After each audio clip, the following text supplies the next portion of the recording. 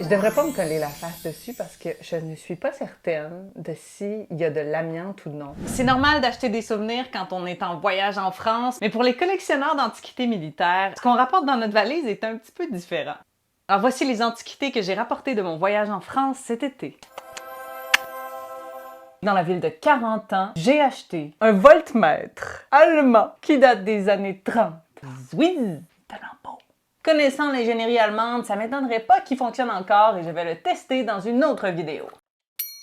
Toujours à 40 ans, j'ai déniché ce fabuleux fil de connexion. Puis là, ça a l'air vraiment poche, mais en fait, ce fil-là, il sert à connecter ensemble deux téléphones de campagne allemands de type FF33.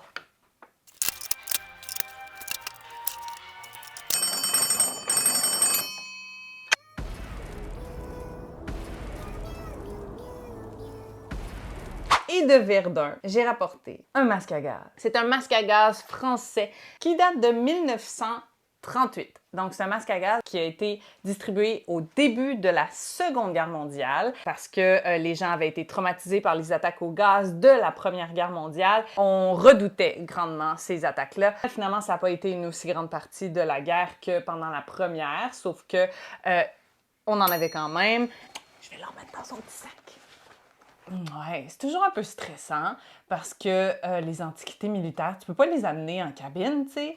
Alors, tu es obligé de les mettre dans une valise en soute. Tu as toujours la petite goutte au front quand tu vois ta valise partir sur le tapis roulant.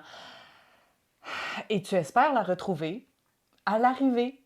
J'aurais pas aimé ça que mon voltmètre allemand des années 30 se ramasse en Thaïlande.